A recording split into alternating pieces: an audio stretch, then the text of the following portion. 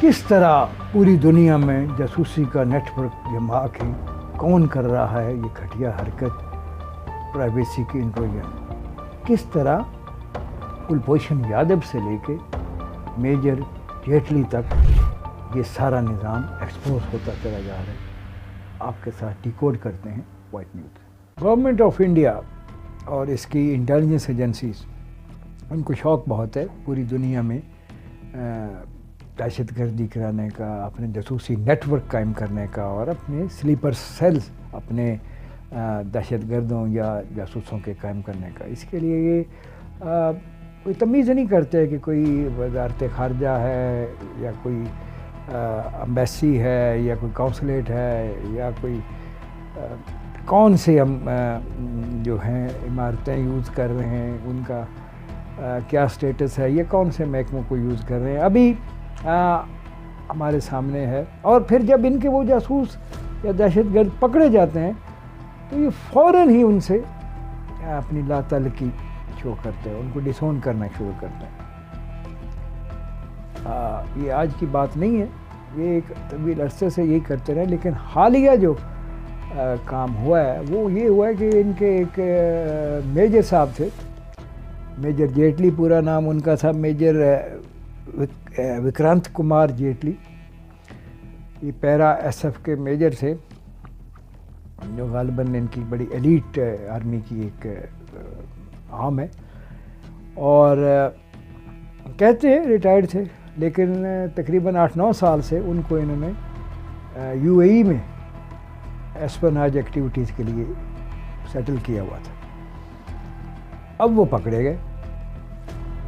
जब वो पकड़े गए पिछले साल, तो इन्होंने फ़ौरन ही उनको डिसोन कर दिया और कहा कि जी हमारे से हम तो जानते नहीं कौन है और हमारा कोई तल्लक नहीं है। हुकूमत हिंद ने यूएई गवर्नमेंट को साफ कह दिया। अब हुआ ये है कि अभी और मेजर साहब की फैमिली ने रिव्यू किया है दिल्ली हाई कोर्ट से और बताया कि जी हमारा भाई या शौहर यूएई गवर्नमेंट ने अरेस्ट किया हुआ है 2024 से, और हमारी गवर्नमेंट कोई हेल्प नहीं कर रही, जबकि वो इन्हीं के काम पे था। जिसके ऊपर इंडियन कोर्ट ने गवर्नमेंट ऑफ इंडिया और मिनिस्ट्री ऑफ होम अफेयर्स या एक्सटर्नल अफेयर्स उनको ऑर्डर दिए हैं कि आप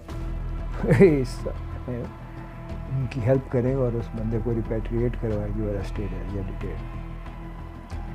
आपको याद होगा कि जो कुलभूषण यादव जब पकड़ा गया तो भी इंडियन गवर्नमेंट सिरे से मुनकर हो गई थी। हम तो जानते हैं ये तो कोई मुबारक पटेल है, ये तो कोई मुसलमान है, कोई पाकिस्तानी है, क्या है। जबकि बाद में उसको पूरी तरह ना सिर्फ एक्नॉलेज किया, बल्कि उसकी बीवी और उसकी माँ को ला के मुलाकातें भी करवाईं, फिर इंटरनेशनल कोर्ट ऑफ जस्टिस में भी गए और सारा कुछ।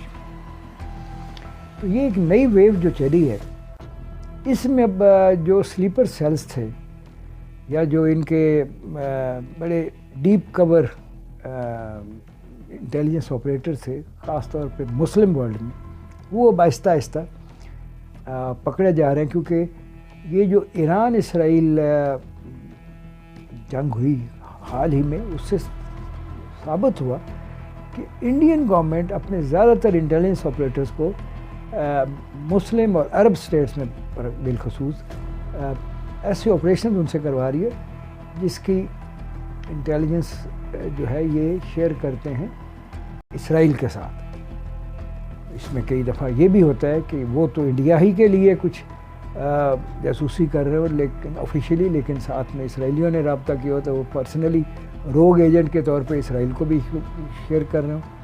वो याद होगा 6 इंडियन नेवी के ऑफिसर कतर में कुछ अर्सा कबल डिटेन किए थे, उनको सज़ा मौत हो गई थी, फिर उनसे नेगोशिएट करके कुछ सज़ा में कमी करवाई गई। इसी तरह भी 1-2 महीने पहले एक और इंडियन अरेस्ट हुआ है, आईटी कंपनी में था, वो भी जासूसी के इल्ज़ाम में वहीं पे अरेस्ट हुआ है कतर ही में। कुलभूषण यादव आपके सामने। और फिर ईरान के अंदर تو سینکڑوں کی تعداد میں انڈین جو کسی اور ویزاز پہ کسی اور کام کے لیے گئے تھے وہ اسرائیل کی جاسوسی کے لیے وہاں پہ اریسٹ ہوئے. غالباً کچھ 300-400 کے قریب ٹوٹل بنتے ہیں. اور یہ سارے وہی ہیں جو کلبھوشن نیٹ ورک کے انڈر آلریڈی ایران میں کام کر رہے تھے، کیونکہ کلبھوشن یادو بھی ایران ہی سے پاکستان آیا تھا. یقیناً اس کے اریسٹ ہونے کے بعد وہاں پہ کسی اور نے اسی جگہ لے لی ہوگی. تو اب یہ ان کا جو ہے اس طرح کا نیٹ ورک یہ مسلم ورلڈ میں بالخصوص عرب ورلڈ میں بہت زیادہ محسوس کیا جا رہا ہے کہ یہ بہت خطرناک صورتحال اختیار کر چکا ہے.